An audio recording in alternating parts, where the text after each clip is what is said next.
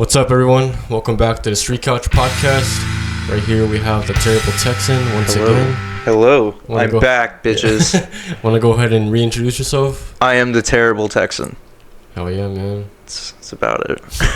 So, like, I know a lot has changed for you since you were last in the podcast. You want to go ahead and talk about that? Not too much has really changed. I know you have a whole new lineup now, right? No, it's just me. Okay. Whoever wants to jam comes and jams. Gotcha, man. That's about it.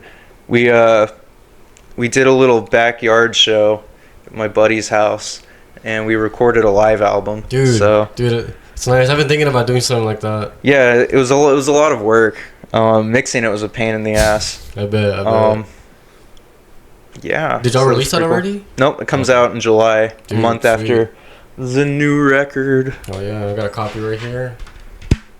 Yeah. So those are the first pressings. They got black and white CDs. Okay. They're signed. So. Dude, nice. Yeah. So do you have like a merch store like online or anything like that? Yeah, on the website, TerribleTexan.com, okay, cool, Bandcamp. Man. Nice, man.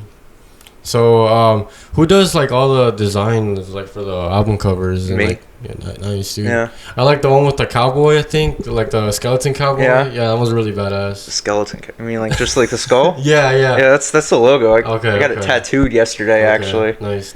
So. It's really cool, man. The official logo. Which programs do you design it on, or do you just Photoshop? Okay. Photoshop, yeah. Nice, man. I heard a lot about using Photoshop, so I'll probably get on that too. Do it, yeah. Because I want to buy a camera also and do photography. And I hear like Photoshop is the best to do like all the photography edits. I like Lightroom. Lightroom's a little bit more user friendly. Never heard of that one. It's another Adobe product. Okay. But it's a little bit more user friendly. For getting sort of custom filters, I guess. Okay. It's awesome, man.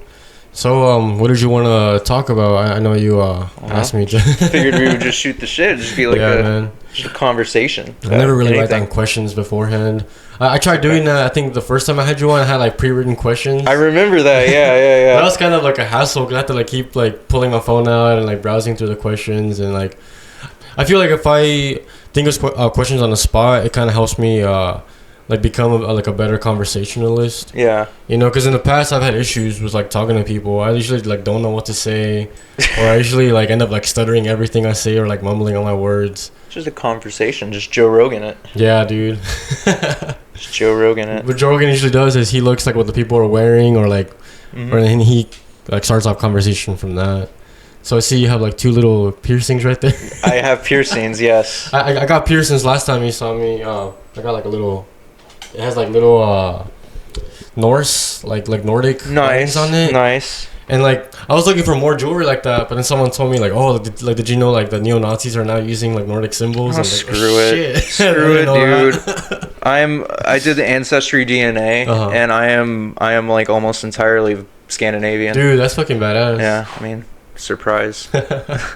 That's cool, man. Did you know about that before that? Okay. Yeah. So my last name is Nelson, and my great-grandfather was actually an illegal immigrant from Denmark. Okay. He got sick on the ship over here, and his wife and his newborn baby got off at Ellis Island. Okay. The ship's next stop was somewhere in Canada, and whenever he saw the Canadian shoreline, with pneumonia, he jumped off the side of the ship, swam to Canada, and hitchhiked his way all the way across to Wisconsin. Dude, that's pretty awesome. And snuck into America that way. Damn. Yeah. And he had pneumonia? Had pneumonia. Dude. That's pretty awesome. It's a pretty cool like origin story for you. Yeah. He changed his last name from Nielsen to Nelson so he could get a job. Okay. Because, even racism against Scandinavians and all that was a thing back then. Yeah, no, for sure, man. A lot of xenophobia, I think that's what it was called. Well, I mean, that's just like a term for racism in general. But no, people did not like immigrants of any sort back then. Irish, Danish, whatever. As long as they weren't white Anglo-Saxon Protestants, wanted nothing to do with them. Dang, it's crazy, man. Yeah. You said this was your great-grandfather? Or? Like great-great-grandfather, yeah. Damn, so it was like back in like the early 1900s or 1800s? I think it was like 1912 or something like that he came over. Around like World War One? Before World War Before World War One, yeah. That's a pretty hard word to say. World War One.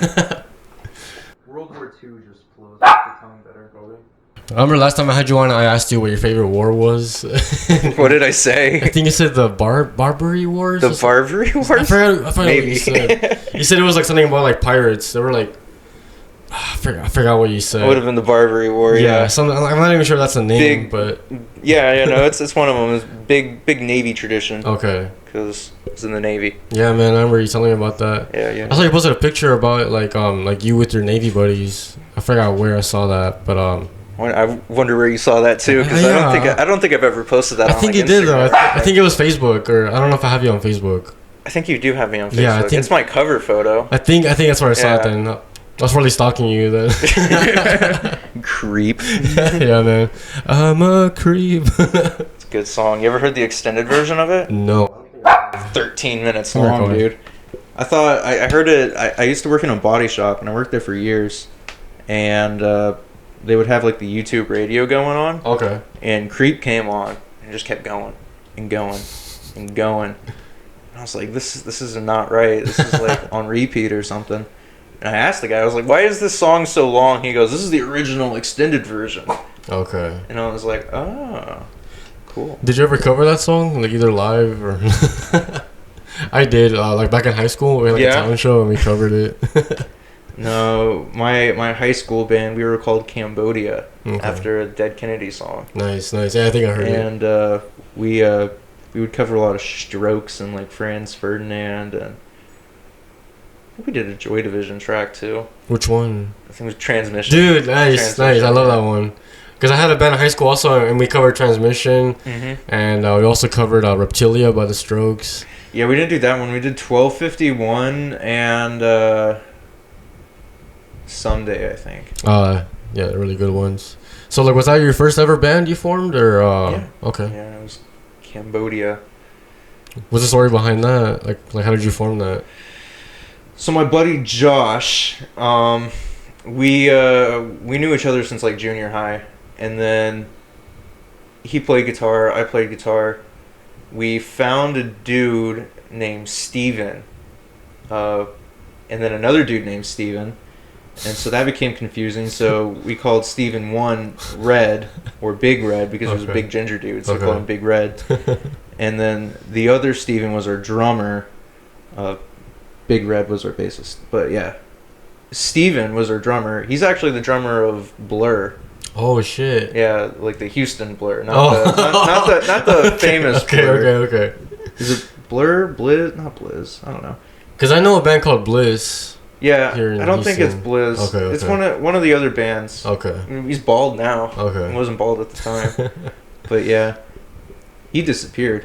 The band sort of just fizzled out like most high school bands do. Okay. Was this in Houston or like Woodlands, Conroe? Yeah, the Woodlands, Conroe. Okay. Yeah, we would have band meetings at a little diner. That's cool. Magnolia Diner. You'd have pancakes and talk about what songs to play. Okay. Nice, man. So like, what happened towards the end of that? Like, how did y'all like disperse? Steven disappeared. Josh sort of just stopped answering his phone. He's disappeared and reappeared in my life consistently. Okay. He's a very, very strange guy. Very, very strange.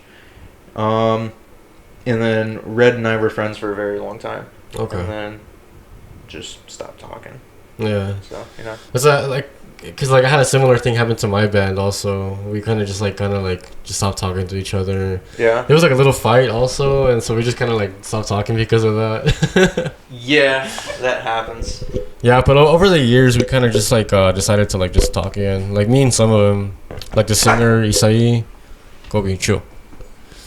Yeah, I think he was in my like he was in my previous band, Supervillain. Yeah, so we kind of like rejoined. Like, what happened with Supervillain? Okay, it disappeared. Yeah, it did. So first of all, I decided I was leaving the band because we played a show at Numbers in November, and after that, I kind of just felt like I wasn't happy. Honestly, you know, I wasn't happy because like.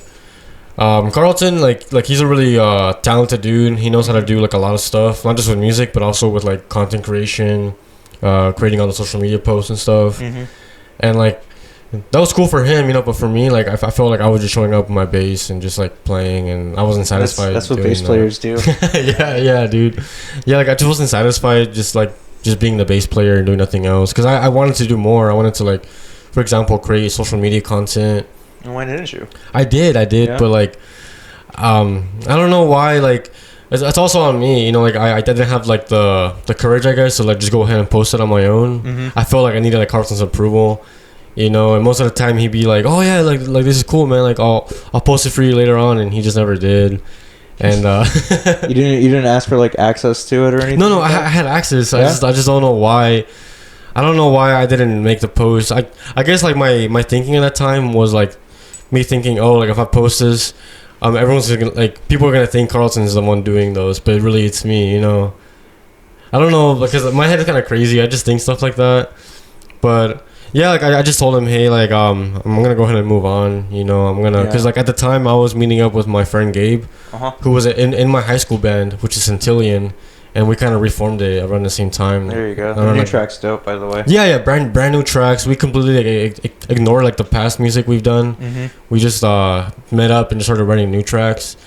And I felt way happier doing that. I felt it felt more fun, more genuine. Yeah, you know, that's got to be it too. Yeah, dude, be genuine. Because like with Supervillain, I felt like I was clocking in and getting a job done and clocking out. You know, I get that. And it got pretty old. You know, the music's not supposed to be like that. Yeah, dude, it's not. You're supposed to like, you know, like have fun doing it and kind of just like let your passion shine. You know, while you're doing that. And with my friend Gabe, I was feeling a lot of that for sure, you know. So I just decided, you know, like, what if I just like leave Supervillain and just do this instead, you know, reform Centillion with just me and Gabe, though. You know, we were gonna be looking for other members because it's pretty exhausting, you know. I'm pretty sure, you know. Yeah, for looking for other people, getting your hopes up high, and then them having just talking to you. Kobe, come here. Yeah, sorry, my dog's that's pretty much why I decided to just go the pretty much complete studio route, because it's like, especially with me, like I broke my back in the Navy, so loading up gear, taking the gear out of your car, setting it up, getting mics placed, getting everything ready to go for the stage presence, loading it back in, carrying it up 3 flights of stairs to my apartment, it becomes a lot. So just invested in a better studio setup, new amps, have DI in. And just getting a good sound. I'm working on a new record now, called Another Year Without You. It's a whole bunch of like gothic sort of grunge type stuff. Nice. And it's gonna be the best record I've made. And it's almost done. I got one more song to record, and that's it. Sephirin, the guy from that, he's gonna be producing it. He's in California already. He's in California, but dude's like my best friend. Dude, nice. And so he's gonna be producing it. We're gonna start mixing it probably next week or the week after. Get the first single out in around August. Dude, sweet. That's awesome, man. Album should be out in either October or November. Nice, man. So it's gonna be 3 albums in a year for Triple T. That's good, dude. Yeah. Stay on that grind. Stay on the grind. Stay relevant. Like, you can't let people forget about you. You gotta keep like posting shit. I don't even care about that. If people want to forget about me, they can forget about me. It's just about making music and making good music. Yeah, man. So like, I got the experimental record out of the way. So now I'm sort of finding my own vibe. And so is this the live one you're talking about? Mm-hmm. Okay. No, that's another studio record. Okay. The live album is called Live at Your Mom's House. Nice. Because it was live at my buddy's mom's house. Okay. So Live at Your Mom's House. That's cool. The live record. It definitely encapsulates what you're gonna hear live if we ever put on another live show. Okay, that's really cool, man. Yeah, because like I'll just find like random people who actually want to play a show, and away we go. Practice a couple times, and that's about it. I remember I played a show with you at the compound last year. Yep. That was pretty like nerve-wracking for me because like we just practiced once. We practiced 30 minutes before the show. That was the hardest show I've ever done. Yeah. That was the hardest show. But it was fine. I never got paid for it. Dude. Guy never hit me back up. Damn. Never. So, yeah, that was a thing. It was fun for me though, cause it was different than Supervillain. You know, it was just you and me, just up there, just doing whatever. Yeah.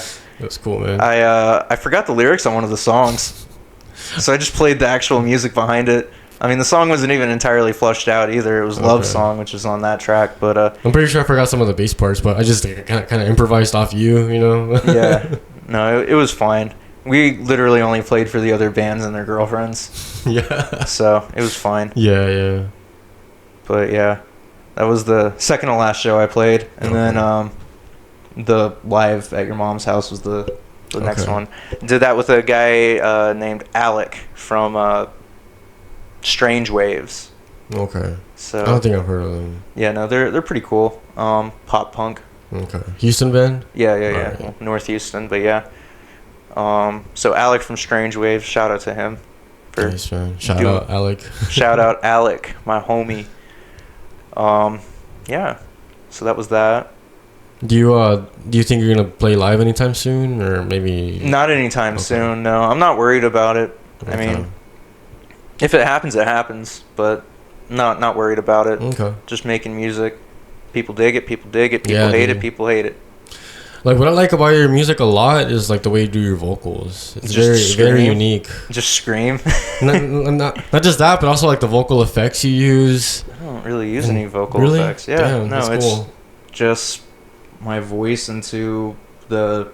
I've got a little voice box thing that just adds reverb to it, and it's sort of like a cloud lifter, so it sort of amplifies the signal. Do you know what it's called? It's an old voice tone create, so you can do a whole bunch of stuff with it. Like there's like micro mod and like flanger and echo, delay, and reverb. But I just use like a little bit of reverb on that and throw it into my DAW. Add a little bit of compression to it, and that's it. Cool, man. Just straight up into the machine. Because I feel like recording vocals is like my weakest point, probably overthinking it. Yeah. I mean that's sort of my whole thing is just don't overthink it. Just do it and just make it like kind of like simple. Don't like, because like me in my case, I try adding like different effects maybe like a whole vocal chain, and I still didn't get what I wanted. I am gonna do like some actual vocal effects on the new record I'm doing, but it's gonna be like sort of like Beatles-esque, Typo Negative-esque, like comb filtering reverb on some stuff, but it's not gonna be like a big part of the record. So it's more, the whole record's more psychedelic. Nice. Like it's also probably the longest record in terms of like song length. One of the songs was like 10 minutes long, and I ended up like cutting it down to like 5 because I was just like, this just drags on. Okay. So that's cool, man. I think my favorite song by you is probably Isn't It Weird? Isn't it weird? That's it's like stuck in my head like to this day. Nice. Nice. It's a good earworm. Yeah. Isn't it weird? And like, I'm not sure what the lyrics are, but yeah. And that's the whole thing, is you got to keep listening to it to figure out the lyrics. Okay. Do you plan on posting any other form of content, like lyric videos, for example, music videos? Lyric videos, no. Music videos are a pain in the ass to do. I did one for Unhinged. I don't know if I'm gonna post it though. Thing came out incredibly violent. Okay. Yeah, it was cool. I so what I did was I took like an old photo camera from like the early 2000s, and it's like super grainy. It shoots in like 480.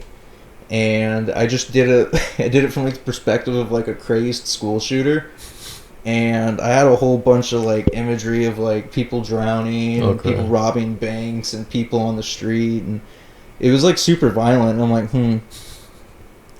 I don't even know if I want to post this. This is disturbing. I was disturbed and I made it. I remember, like, I'm not sure if it was TikTok, but like, I saw a video of you like punching people in like masks. They were like alien masks. Oh yeah. That was the original video shoot we did for Punk Rock Slim Shady. But that was like another thing, is that like those videos that we shot was just like unusable. Okay. Yeah. I don't know why they were unusable. They were just unusable. I thought it was pretty funny when I saw it. Like, I forgot where I saw it. I was like, that's pretty funny. We did another video for Fuck Around Find Out where we went down to Galveston, and I put on my MMA gloves, and I dressed up my homie, Big Red, in a shark suit, and had him come out of the water in Galveston wearing the shark suit. And me and him were just like boxing on the beach. It's funny. Did you ever post that? I posted part of it, but I didn't post the whole thing. Sounds pretty funny. But yeah, no, we had people on the beach like staring at us. So I don't know if that matters. It's just the screen. Okay. Yeah, it's still going. That's pretty funny, man. Like I like that about you because I've never seen anything like that. That's like, the point. Yeah. You should keep posting more stuff like that. I gotta come up with more ideas. Yeah. But yeah, shark coming out of the water. That was hard. Steven ended up getting tired, and he couldn't do it because that suit, whenever it got wet, weighed about like 75 pounds. Because it's just like dripping wet with salt water, and it was all like foam, like cheap foam. I don't know what you would call it, like textile. Okay, is the best way to describe it. And the thing got soaking wet, so I ended up putting on the suit, going out into the Galveston water, and then running back up, and that was a workout. It was a workout. I bet, man. Do you work out or anything like that regularly? Nice, man. Yeah. Do you go to a gym or just home workouts? I go to the gym at my apartment. That's good, man. What do you do?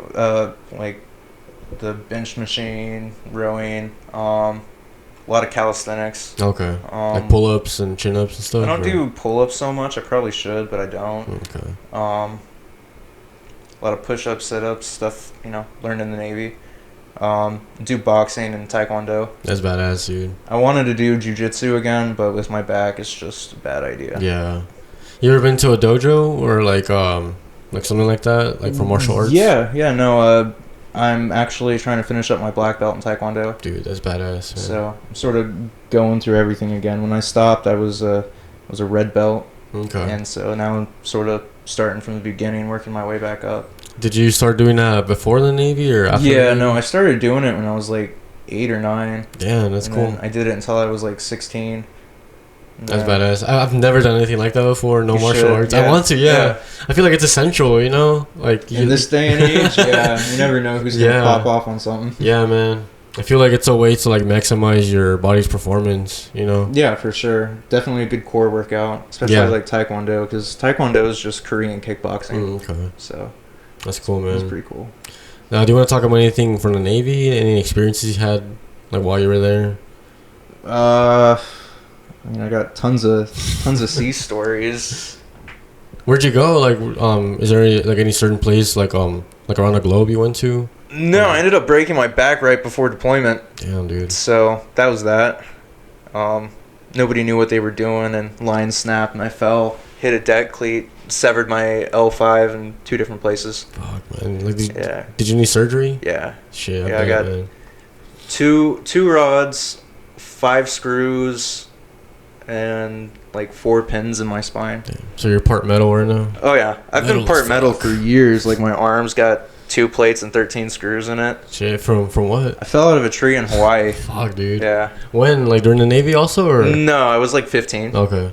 So, got lucky enough. My parents took me to Hawaii, and the last day we were about to fly back from Hawaii to Houston, and we were at this like beach restaurant. It was like super nice and lavish. Me and my brother were climbing trees out there, and we were like 20 feet up in the air, and I thought it was a good idea to jump up onto the tree branch above me. Okay. So I jumped up and I started pulling myself up, but I slipped, fell, hit the dirt, broke my arm like directly in half, and I like put it back in a place like right there on the beach, and walked over to my parents and like, hey, my arm's broken. My dad didn't believe me. He's like, no, it's not. And I go, no, my arm's broken. And he saw it all swollen. He's like, all right, we're going. Man. So you had surgery there in Hawaii, or? No. Went to the hospital in Hawaii. The hospitals in Hawaii are awful. They're like third world country type hospitals. And they set it. They gave me some painkillers. Flew back to Houston the next day. A couple days later, I had an appointment. Then a week later, I had surgery. Shit, man. I've never had anything broken before, but I've had a few close calls. Break something. It's on my bucket list too. Yeah, get in a fight once you learn martial arts and lose. Shit, man. Losing fights teaches you more about yourself than anything. Yeah, no, for sure. It kind of humbles you in a way, For sure. Everybody needs to get punched in the face once. I have. Everybody needs to get hit. You ever been in a fight, like a street fight? Yeah, no, I've been in plenty of fights. In fact, So in high school, I worked at a body shop.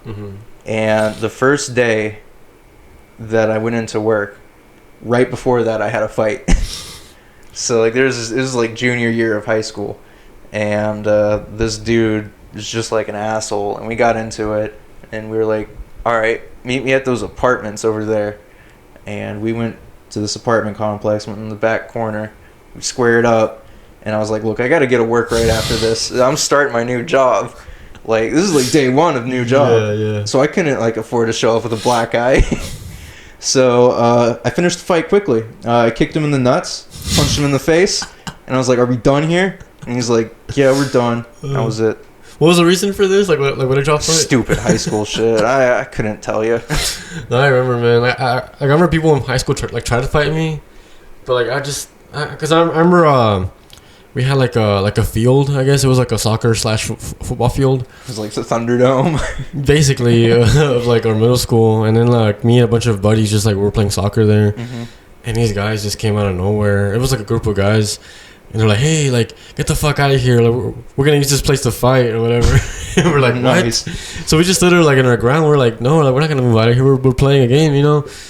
And he's like, "Oh, like I guess you want to fight too, huh?" And he was like just fight everybody. Yeah, like he was going to each one of us like face to face, like, "So like you think you're a tough man, huh?" And like when he got to me, he like touched my chest, and I was like, "Dude, what the fuck?" I like pushed him away, like, "Dude, hell no, don't fucking touch me." But like, we never fought or anything like that. We're just like we're here trying to play our game, you know. That's funny. When I was in the Navy, I had a really bad roommate, and I think he might be in jail now. Whatever. Yeah. Anyways, dude would carry around a K-bar. What is that? Like a combat knife. Oh, like okay. The knife the Marines use and all that. Well, he had a K-bar, and he would carry this thing around all the time. And he got really drunk one night and ended up ripping a door down. We started yelling and screaming about, like, you can't fucking do that. This is my fucking house. Because he was, like, freeloading. We were trying to, like, kick him out, and it was a whole mess. But we ended up getting into an almost knife fight that night, and like our girlfriends at the time were like pulling us back. I had my knife out. He had his knife out, and we were about to go. It was about to get bloody. And luckily nothing happened, but it almost did. That's scary, man. Yeah. Were you scared? Not at the moment. He was drunk. I was sober. I was like, let's go. Let's do it. If this is how it's gonna end, let's go. That's crazy, man. Yeah. Like I have a knife also, but I've never had to like take it out on someone before. It's a primal feeling. Yeah. Because you're like, gotta use it, man. Yeah. But yeah, no, California was weird. That's where I was stationed, and you couldn't carry guns or anything like that. It's California. So, but you could open carry knives. Okay. So I ended up getting myself a K-bar eventually, and I would just open carry that. Because you could open carry knives in California. You didn't have you didn't need a license for that or anything like that? No, California is weird. You could open carry a combat knife, but you couldn't conceal carry a combat knife. Okay. So were you like in San Diego or which part? Yeah. Nice. So it was pretty cool. I went to San Diego for the first time last year, and it was really cool because it's a very like military town. Yeah. You see like military people all over. It's a strange place. Yeah, it really it's like is. California, Austin. Okay, how so? It's small. It's 15 minutes from everywhere. Yeah, there's a lot of music. That's true. It's a vibe. I went last year because my cousin, he's in the Marines, and he was stationed there last year. I forgot what the base was called, but there's a couple out there. I went inside the base, and it was really it was very like eye opening to see like how like the superiors treat like everyone else. Was it the air station or was it the boot camp? I think it was the boot camp. It was the boot camp. Yeah. I went over to the boot camp a couple times. So I was like in E3, and I went over to the Marine boot camp for like some medical thing, and I'm walking to like the clinic, and like these recruits salute me, and I'm enlisted, and I'm like, what the hell are you doing saluting me? And I like stopped them, and I'm like, don't salute me, dude. I get paid as much as you guys do, so just like don't. Yeah. And they looked all confused, and I just walked off, and then I brought it up to like the guy above me, and I'm like, yeah, it was the weirdest thing. These recruits were saluting me. And then they're like, they have to. Yeah, I'm like, why? like it's a Marine thing. Don't ask about it. Yeah, because I was with my cousin. We're just hanging out, getting some food, and then like out of nowhere, he sees like his superiors walk by, and he like sends up straight. He's like, "Good morning, sir." And I'm like, oh shit. Yeah, boot camp's a trip, man. Yeah. My buddy actually joined the Army for some reason, and yeah, he just got out of boot camp a little while ago. So I don't think he changed much. Okay. Dude's strange. Dude's like highly inspired by David Goggins. Ah, yeah. So like, dude would run like miles and miles every day, and yeah, I mean, he was like a long-haired punk rocker dude, and he's like, I'm gonna join the Navy SEALs. I'm like, why? Fucking tough, I was like, dude, you're 27 years old. You have a kid. Like, what are you doing trying to join the Navy? Yeah. Let alone like the SEALs. Like, you're in college. He's like, nah, I gotta do it. I have to do it. And I was like, okay. And then that ended up not panning out.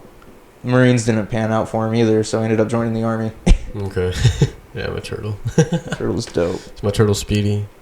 Speedy. I've had him since I was like 8 years old. He lived a long time. Yeah, like 30 something years, I think. I had a pet turtle, and he ended up outgrowing his tank. Yeah, I had to release him to the wild, and he ended up biting me because I tried to give him a hug.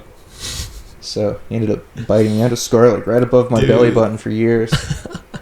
Yeah, it sort of bites because like one time I was like fixing some stuff on the tank, and for like a second I looked away. I forgot why. I looked away, but my hand was still in there, and he fucking bit the shit out of my finger. Like, dude, what the fuck? It shit fucking hurt. Yeah, they're strong. Yeah.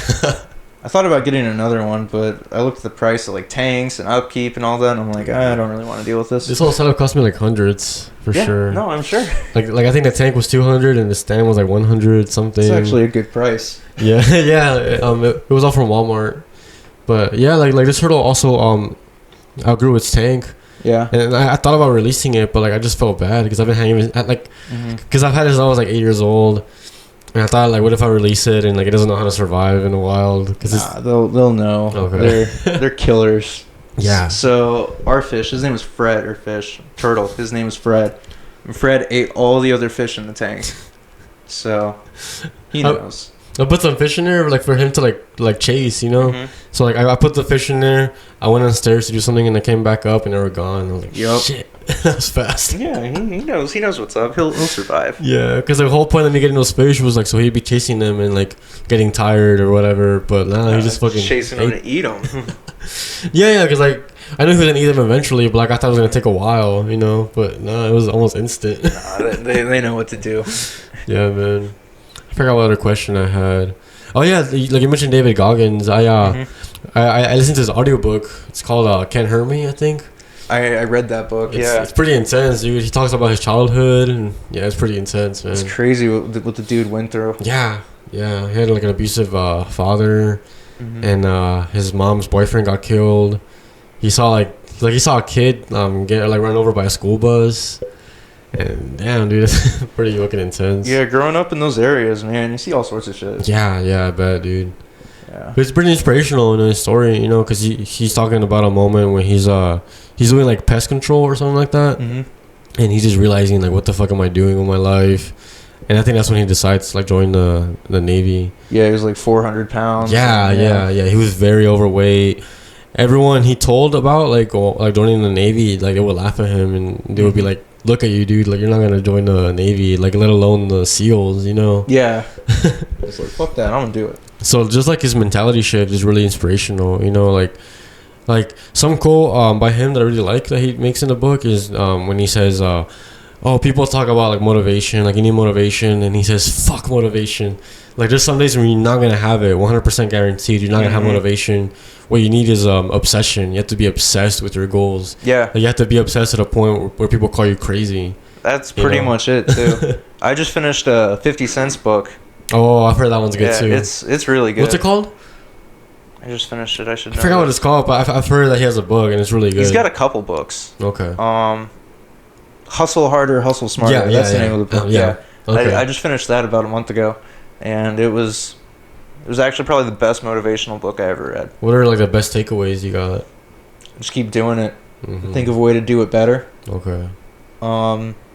Don't take shortcuts, but find the easiest way to produce the best thing you can, and just don't stop. Don't give up. Yeah, it was pretty much the moral of the story. Don't care about what other people think of you. Yeah. Or think of what you're doing. Just keep doing it. Don't let people take advantage of you was a big takeaway from the book. That kept sort of popping up. Yeah, dude, yeah. So, yeah. I'm going to check it out. Do you read physical books or audiobooks? Both. Okay. Really depends what I got. Mm-hmm. A hot take, but I don't care. The Berzoom guy. Who? Berzoom. You know, he's a jackass. He's an asshole. He's a neo-Nazi. Okay. Dude's not a good dude. Okay. Not a good dude. But I read his book. Mm-hmm. And it was eye-opening. It was written very poorly because the dude speaks Norwegian first, English second. But it was really eye-opening to read a lot of the stuff from like the Norwegian black metal scene. And you learned a lot about like the other bands that were involved at the time, and none of those people were good people. They were all assholes. They were all neo-Nazis and Satanists, like hardcore. Like they killed, raped people. They burned down churches. Like they were not good people, and I knew that going in.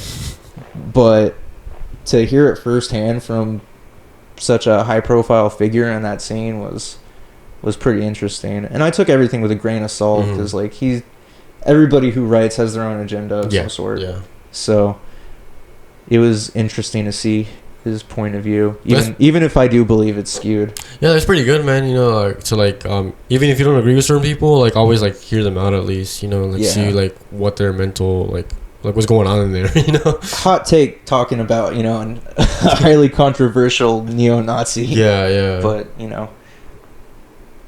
it is what it is. Yeah, man. Do you have like a favorite type of book to read? Like, do you like to read like biographies or like motivational books or just fiction? Philosophy books, really. Okay. I just finished the Silmarillion by J.R.R. Tolkien. Dude, I'm listening to the audiobook right now. Actually, yeah. Right now, I'm just kidding. It's like 19 hours. Yeah. It's a big book. I'm listening to the one narrated by Andy Serkis. Yeah. I think I have that one. It's really cool because like in a way, like the very beginning of the book shows you how like Middle Earth was created. Yeah. And it's really cool how like at first it was created through like music. Mm-hmm. Like music was the very first like element, you know. Tolkien took a lot of that stuff from like Norse mythology and Anglo-Saxon mythology, and so a lot of that like all sort of ties into his own mythology that he created. And music in Norse mythology was given to humans by the gods through alcohol. Oh shit. Yeah, through mead. Okay. So it's the mead of poetry. Damn. That's what it was called. That's cool. Yeah. Yeah, it's really interesting because like I had never like read that book before or like listened to that story before, because I'm a huge fan of Lord of the Rings and The Hobbit. But yeah, man, for sure, like, I want to keep listening to it.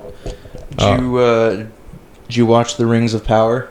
I started to. I just didn't keep watching it. Yeah, because it sucks. It fucking sucks. It's terrible. Yeah, like what the fuck is even going on? I couldn't finish the first episode, dude.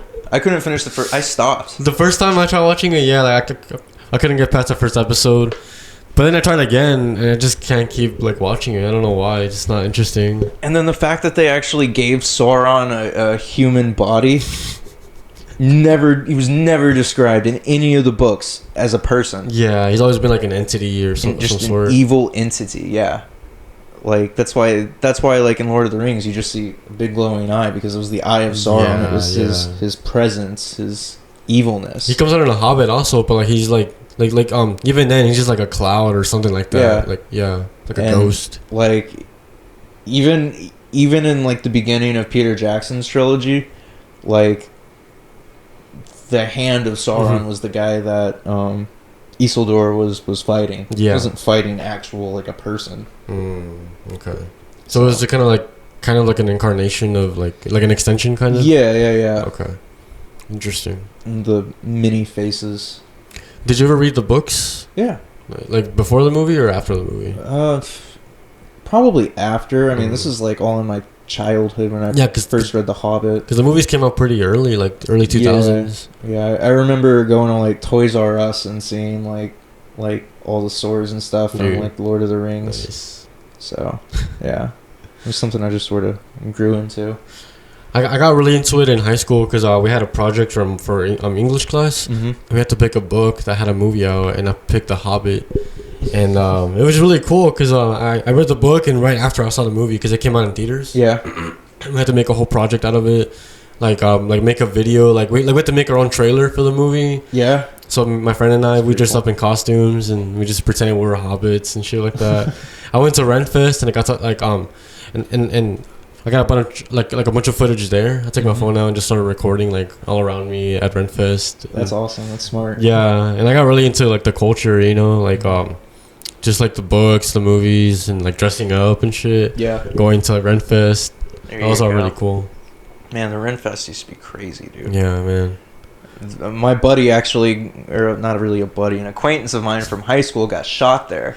And after that, it toned down drastically. I was just about to say, yeah, I saw there was a shooting there. I think someone got stabbed or some shit. Yeah, a lot of my friends knew a lot of those people because they were constant Renfest goers. They went from years. We would go camping out there all the time. Yeah, what I heard is all those things happen in the campgrounds. Yeah, the campgrounds are crazy, dude. There'd be ayahuasca circles, mushroom circles, big baskets of mushrooms, and people just take them, pass them out.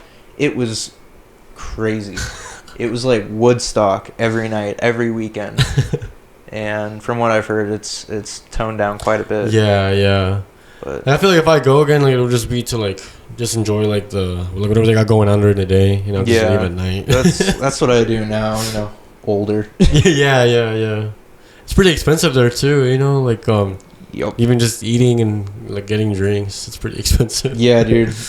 Last time I went, ended up getting 4 bottles of mead and just drinking it straight out of the bottle, dude. Nice. It's a good time. But didn't get too crazy. Left at the end of the night. Went home. The last time I was there, I think it was 2 years ago, probably 3. Same, yeah. Yeah, it's been a while. Years ago. I want to go back though. Do you ever go to Comic Palooza or Anime Matsuri? No. You're not into that?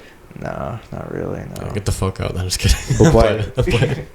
Yeah, I've been to Comic Palooza a few times because I like cosplaying. I like dressing up as Spider-Man and shit. I could see that. I made my own costume from scratch. It was pretty cool. Is it Tobey Maguire? Nah, it was Tom Holland's costume, but the costume he made starting out, he had the hoodie and the goggles, kind of like that. Tobey Maguire's the only Spider-Man for me. Yeah, dude. Just recently, they're I'm not sure if they're still doing it, but they're replaying all his movies in theaters in AMC. Oh, that'd be kind of cool. And I went to go see Spider-Man 2 in theaters recently, and it was fucking awesome, dude. I'm sure. It's fucking awesome. I saw Star Wars: The Phantom Menace in 3D when it got re-released before Disney bought them. Oh shit! So that was cool. Nice. But then they stopped the whole 3D Star Wars thing after Disney bought them. Are you a big Star Wars guy? I want to say yes, but Disney's fucked it. It's just all the Disney stuff they've turn the mic around, talking to the logo. Yeah, there we go. Yeah. Oh shit. Yeah, no. All the Disney stuff is garbage. Mm-hmm. It's just they just ruined it. They're just after money, dude. That's their only agenda, honestly. I don't know if that's their only agenda, but I don't know what they're thinking. But yeah, it's just gotten so bad. Because my experience with Disney is I'm a big Marvel kind of guy. Mm-hmm. I like Marvel, MCU, and ever since Disney Plus came out, it's been kind of hard to keep up. It's just 'cause they keep shoveling shit out there and just seeing what sticks. And every movie they release now ties back to their TV show. So now you have to watch the TV show to understand what's going on in the movies. Which kind of sucks, And it's that's okay to some extent, but whenever everything's like that, it's just a problem. Yeah. So same with Star Wars. They have a new show coming out every month now. Mm-hmm. Losing track. Yeah, I haven't really kept up with anything like that in the last 2 years now. The sequel trilogy is just. I feel it started off kind of cool. A Force Awakens was kind of good, but then Last Jedi was alright, and then the last one was I don't even know, man. It was just weird. So I saw the first sequel, The Force Awakens, 3 times. The first time I saw that, I was like, that was cool. The second time I saw it, I was like, wait, this is just A New Hope. Yeah. And then I saw it again, and I was like, this is just really bad. And I think I've only seen it one other time after that, and it just has no replayability like all the other ones do. Yeah. It's just like, you've seen it, you saw it, that was it. Like, there's nothing great about it. I mean, you could see the same sort of bullshit in like Star Trek, or even like the Ender's Game movie was better. Like, it's just like visual overload, and that's just like what they go for. It's just all the special effects. They don't really try to tell a convincing story. It's like a big thing with modern Hollywood too. A lot of rehashing. Yeah, it's just sucks, dude. Like I feel like there's barely any like originality nowadays with movies. I don't know why that is either, because they've just got so much. They've got so much out there in the open that they could create from, and they just don't. I think they're scared because of like the PC culture, you know, like they want to offend people. People need to get over that though. Like, that's the whole thing. It's gonna happen. PC culture is just obliterated culture. Yeah. I mean, if you're worried about staying politically correct, then nothing's gonna be funny anymore. Everything is still like super tailored. Yeah. You're gonna offend some people. No matter what. No matter what. Yeah. But it's like, who do you want to offend? Like, that's really like the gist of everything. Who do you want to offend?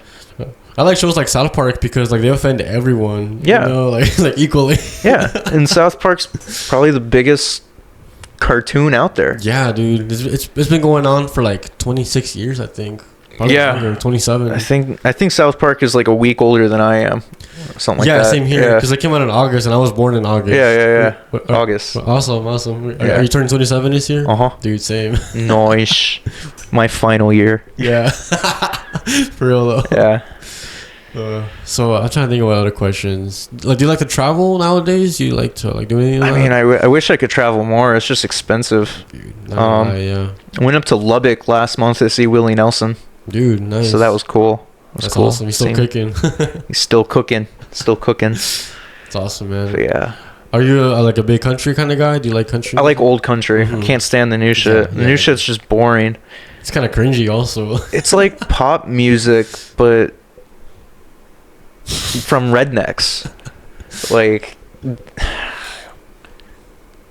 it's hard to describe just how bad it is. No, I've heard of it. Like, it's just like, this is boring.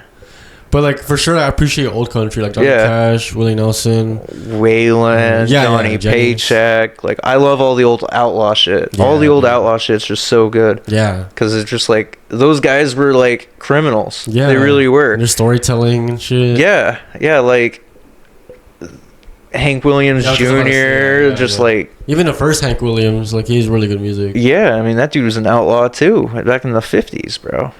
Like, crazy shit, man. But modern country just doesn't have that sort of thing anymore. Yeah. And I think I don't listen to Jelly Roll, but I feel like that's part of his appeal, is the fact that he's probably the most outlaw out of all of the modern country guys. Jelly Roll? Jelly Roll. Big dude. Got tattoos on his face and everything like that. He's a country singer? I think so, yeah. I'm pretty sure. But yeah, no, he used to like sell drugs and everything, and I think that's like sort of his big appeal, is that he came from like, you know, the trailer park. Yeah. Sold drugs, was an outlaw, was a criminal. Now he's a musician. Yeah. And he sings about real shit. Yeah, dude. Allegedly. Like I said, I don't listen to his music, but I think that's part of his appeal. It's just that 100%. He's not some rich kid, acting, you know, like something else. Yeah. And like growing up in the country, you know, I'm from Montgomery. At the time, it was like super small, and you would have the rich kids from the lake, and then all the poor kids from like the trailer park, and like, you know, the failing homesteads and all that. And I wasn't like ever in like all the whole country thing. I didn't even listen to country music until after I got out of high school.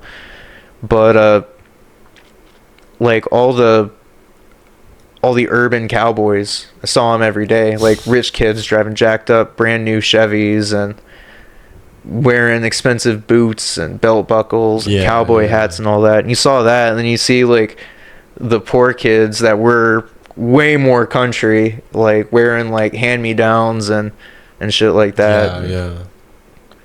So that was definitely honestly a culture shock for me. It was because I was, you know, the rock and roll punk rock kid from the suburbs, moved out to the country, and then saw all that. Okay. So I was always the odd one out. Yeah. First day at like the new school, I was wearing like a Jimi Hendrix t-shirt and had long hair and glasses, and it was wild. I remember you telling me about that in the previous podcast. Crazy days. Man. Like, were you ever into like rap or anything like that? Yeah.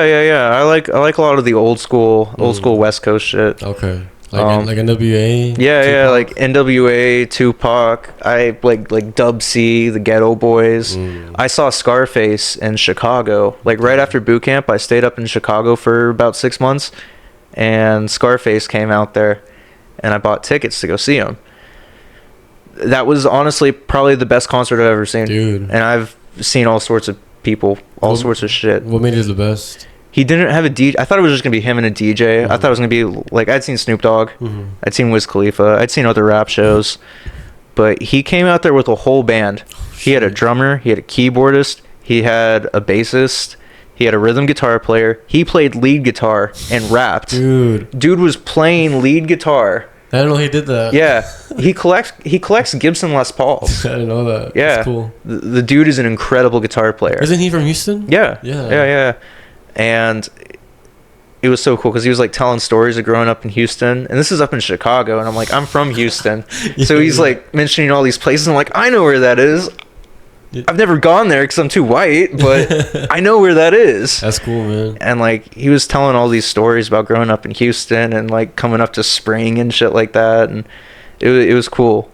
And having him play guitar, like him playing the little riff to My Mind's Playing Tricks on Me on guitar with a whole backing band, it was sublime. Surreal, I guess. Yeah, it was surreal. Yeah, it was awesome. It's awesome. But yeah, it was the Scarface Unplugged tour, and he doesn't tour anymore, so I was pretty lucky to see that. That was one of his last tours, if not the last tour that he ever put on. Did you get any footage of that, or you were just enjoying the experience? I think I got a couple photos, but I don't think so. He played one song that night that I'd never heard before, and I don't think he ever released. Okay. But it was super dope. Really cool. Yeah. Damn, dude. Yeah, it was a cool night. No pun intended. It was like 10 degrees outside. Yeah, Chicago's cold. Do you go to concerts still? Or No, I went and saw Bad Religion and Social Distortion about 3 weeks ago. Okay. That was the craziest mosh pit I've ever been in. The craziest. Dude, I crowd surfed for the first time. Dude, nice. It was a magical evening of just punk rock. It was awesome. How did you crowd surf? Did you like go to the stage and jump off? No, dude, it just happened. I was in the pit the whole time. Like an hour straight. Like when I mean an hour long's worth of violence, I mean just nothing but circle pit moshing. People kept throwing me back in, and it didn't stop. And going around in circles and everything, we'd be pushed and shoved and punching each other, and then afterwards we'd be hugging. Like it was completely bipolar. It was amazing and beautiful. That's cool, man. And at some point, some dude's like, "You want to get up?" And I'm like, "Sure." So he's like, "All right, hey, pick this guy up." He picks me up, and I go up to the front of the stage, and I'm like, "Yeah!" And I run back to the middle of the pit, and we just start going again. Dude, that's so funny. Just nonstop. Out of all the shows, Lamb of God, Megadeth, Pantera,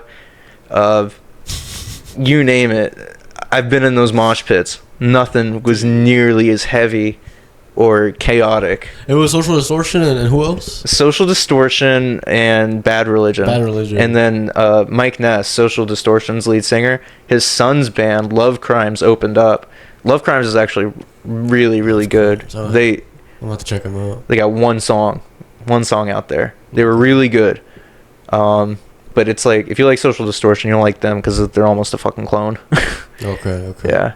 But it was super I like cool. Social Distortion a lot because they're like an 80s band, right? Late 80s, early 90s, yeah. They had like their first lineup, and they broke up after that, and then Mike Ness became like an actual criminal, went to jail. Damn. Got out of jail, reformed Social D, and that makes a lot of sense because they have an album from like 2010 around there, I think, and like the whole theme is like jail or something like that. Yeah, no, the dude lives the life he sings about. Okay, that's cool. Yeah, authenticity. Yeah, man. Do you like going to local shows, or like you have any bands you like to follow locally? I do, but just getting down to Houston from Conroe is just a pain. Yeah.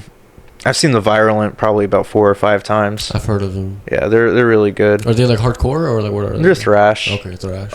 Labyrinth. They played on the new record. Nice. Labyrinth's cool. Jorge's cool. Let's see. I like the Posers. Posers are cool. Oh, dude, yeah. I got with, their Raymond Minton. Right? Yeah. I have their record on cassette. It's nice. pretty dope. I have a sticker right here. I noticed. Let's see. Yes, Posers, Virulent, Labyrinth. I'll be honest.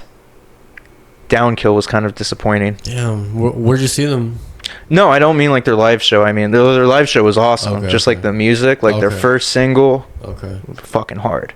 Their second single was like, could have been harder. Then the record they put out, it just fell flat. I was like, you could have done so much more. Are you talking about their latest record, or which one? I didn't listen to their latest record. I'm talking about like their debut EP. Their Time Will Tell. Okay. It just felt like it fell short. Damn. But I like the song Ambient a lot. That was the one that I thought was mid. Okay. Dark Times was the song that I really liked from them. Dark Times. Okay, I'll have to check it out. Yeah, that one's awesome. But everything else sort of fell short. Damn. So you've never seen them live before, or have you? No, I had. I've seen a lot of local bands at this point. I've seen Nemesis. Let's see. Thinking of names now is hard. No, I feel that. But yeah, I might be working with Poppers in the fall. Their bassist is, I don't even know if I'm supposed to be talking about this, but yeah, their bassist is going back to school and started working on some of their songs, learning their catalog, and should probably hit them back up about that soon. But had a practice session with them, learning their material and everything, so that might be a thing. But at the same time, I don't even know if I'm really gonna do it, just because of the fact that it's gonna be heavy on touring. Yeah. And yeah, I don't really know if I really want to be doing that, but I also kind of do want to do that, because it's like, it'd be cool to travel more and shit. It's fun. Yeah. They're in California right now. Okay. So. Damn, I remember. I'm not sure if you heard of this band, but they're called Rogues Among Us. Okay. Yeah, no. Like back in like 2017, they were like pretty big in the scene. Yeah. And they were going on tour. It was like their first ever like tour of the country. Mm-hmm. And they were in California, and their van caught fire because it was like very dry. You know what I mean? It was like during the fire season. Their van just combusted. Yeah, so I had to like run out, and like the firefighters came and put it out, but like it was destroyed. That's awful. Yeah, man. Yeah, I couldn't imagine going through a car fire in the middle of nowhere. Yeah, dude. Yeah, for sure. Fucking sucks. Do you have anything else you want to talk about before we wrap up? Not really. I just came here to shoot the shit, hang out, plug the new record. Yeah, dude. What's the record gonna be called? Violence, Vice, and Virtue. Okay. And then the live album comes out a month later, called Live at Your Mom's House. Okay. So like this one isn't out then? Yeah. That one comes out June 6th. June 6th, so pretty soon then. Yeah, pretty soon. Then I'll try and have this podcast out before then, so we can do what you gotta do. All right.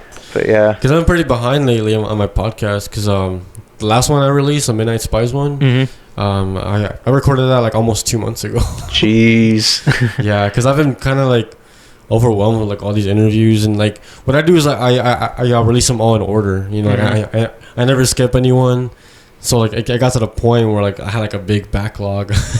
That's not a bad problem to have. Yeah, for sure. I've been trying to like rethink my mindset, you know, because sometimes I get anxious, you know, like, oh shit, people are depending on me to release these like early, but it's just all in my head, like you were telling me earlier, you know, like even if this gets dropped after the record, it's not a problem with me. Man. So it's gonna come out like regardless. It's gonna be out regardless. But yeah, no, actually, even as of right now, you can buy a copy of it on Bandcamp. Okay. So yeah, I released it early and then went along my way.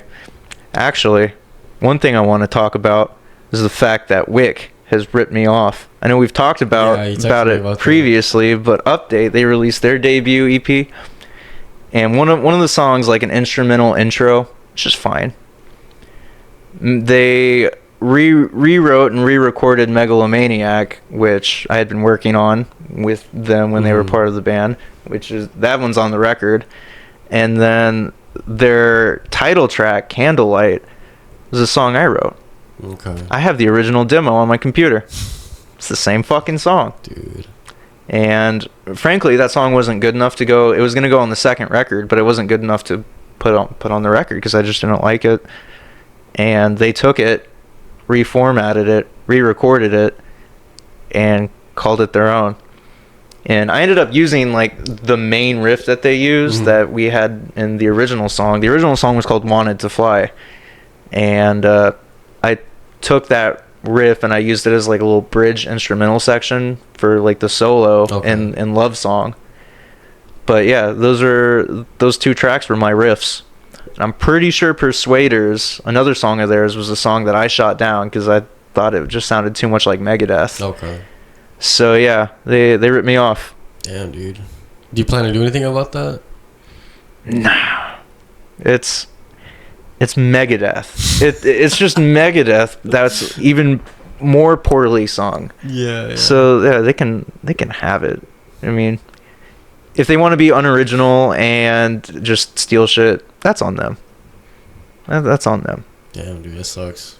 It is what it is. I'm not too worried about it. I think it's funny more than anything because it's like I'm one dude. I'm putting out all this music. I'm doing all my own work myself. But they got 4 people and they can't come up with original ideas. So I think it really just shows more about them than anything. Yeah.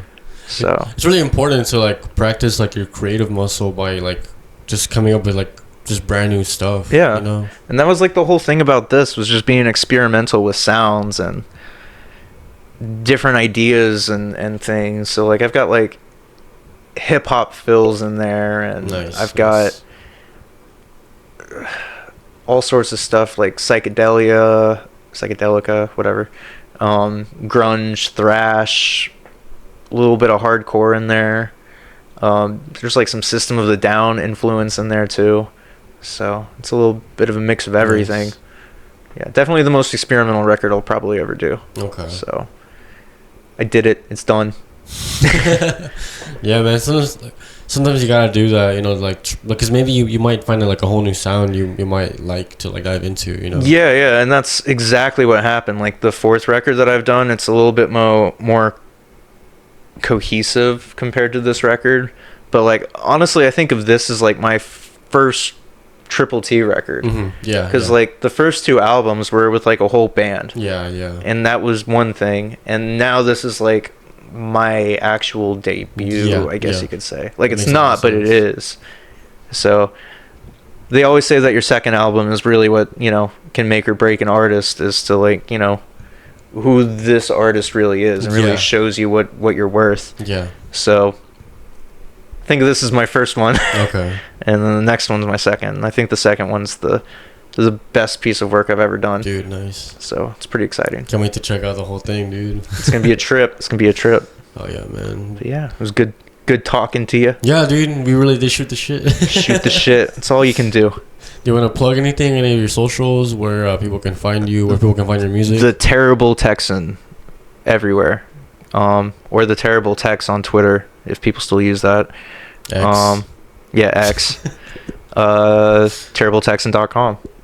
Nice, man. You're also on TikTok, right? I'm on TikTok. That's where I mainly am. I see like a lot of your videos on there. Instagram's kind of slow, and it's not really helpful anymore, in my opinion. I feel like with TikTok, you can get like a lot of views very easily. Yeah.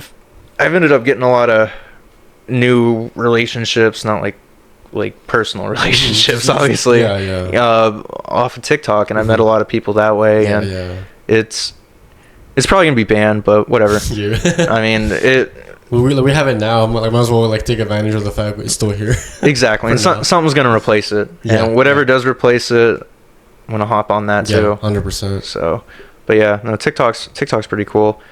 I've gotten a lot more traction there than I ever have with Instagram. Yeah, same here. So I mostly post on TikTok if people are interested in that sort of thing. I don't play music or anything. I just sort of talk, tell stories. Sometimes you do have your guitar and just like play something. Yeah, sometimes just here and there. Yeah, cool. I did the Smashing Pumpkins audition. I saw that. Yeah, that was kind of cool. They never emailed me back. Not surprised. I saw like they found someone recently. I'm sure they did. There's thousands of people. Yeah, dude. Alec, the guy that played on the live record, he auditioned for him too. Nice. So, I wonder how they picked that out. Yeah, I don't know, man. I never tried to audition myself. It was fun. It was a good exercise. Yeah, I bet, dude. Because I saw it. I started in a day and I did it in a day, and I learned 4 Smashing Pumpkins tracks, start to finish. That's cool, man. All the rhythm parts. I sort of did the lead on today, but I didn't learn any of the solos, just all the rhythm stuff, and did 3 or 4 of those tracks. Emailed them, said this is who I am, this is what I do. Hit me up. Didn't expect to be hit up. It's all good, man. Yeah, it was fun. At least you like got some chops in. You know what I mean? Yeah. Definitely experimented with different time signatures with them. So I feel like any kind of practice or experience is really good. You know? At least you got at least now you know what it's like to audition for a band. You know what I mean? Yeah. So like if anything, this is practice for maybe like another audition later on down the road. I don't even think I'm gonna be doing that. I think I'm just gonna do your own thing. Just do my own thing. See what comes of it. Yeah, man. Enjoy it. Oh yeah, dude. All right, everyone. Thanks for being with us. Thanks for checking out the Street Couch Podcast. This has been the Terrible Texan. You can find him anywhere. The Terrible Texan on social media, Spotify, Apple Music, right? Yeah. Everywhere. We live in the 21st century. I can vouch for his music. It's fucking awesome. It's Love terrible. That's why it's the Terrible Texan. All right, everyone. Have a good day. Have a good night. Have a good life. Hasta la pasta.